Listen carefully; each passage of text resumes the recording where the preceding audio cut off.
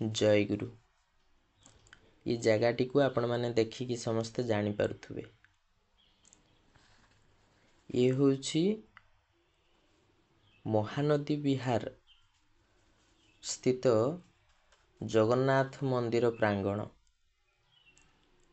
एठी श्री श्री ठाकुर महाराज परिव्राजकाचार्य 108 श्रीमद स्वामी निगमानंद सरस्वती परमहंस देवंक 40तम अभिभक्त कटक जिला भक्त सम्मेलन अनुष्ठित होता।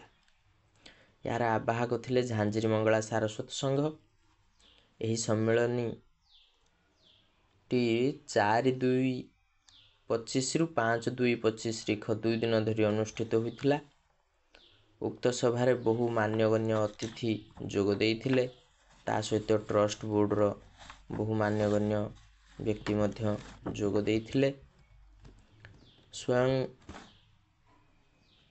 महंत महाराज यही सम्मेलन रे जोग देइथिले।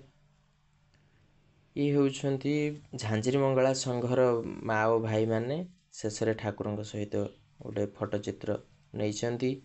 एठी महंत महाराज आमर सारस्वत जगतर उपस्थित अछंती। ये होउछंती शोभा यात्रा रे अधिवास दिन माँ माने समस्ते एकत्रित हेकिनी कलश शोभा यात्रा रे ठाकुरंक सहित बाहरिचंती जीवा पई। विभिन्न संघरु माँ माने सब जोग देइथिले। ई शोभा यात्राटी बहुत आनंद लागे। केते रास्ता जना पड़ेनी ठाकुरंक सहित नगर परिक्रमा करिबा अधिवास दिन केते आनंद उल्लास लागे। एठी महंत महाराज को स्वागत संबर्धना करा जाउछि। ता सहित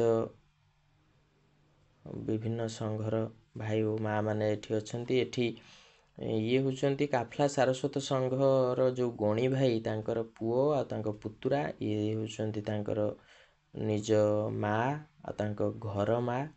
ये हमर गणी भाई महंत महाराज सम्मेलनी समय रे तांकर घर को जीवा पई तांको स्वीकृति देइथिले। तेणु से आछंती तांकर घर को महंत महाराज।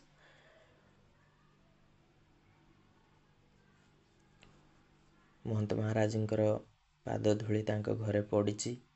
तांको बापांक सहित जो उद्धव भाई थिले तांको सहित महंत महाराजंकर बहुत दिनर संपर्क। तांको से बहुत भल पाती। एठी ठाकुरों को देखंतु केते सुंदर भाव सजा हैछि।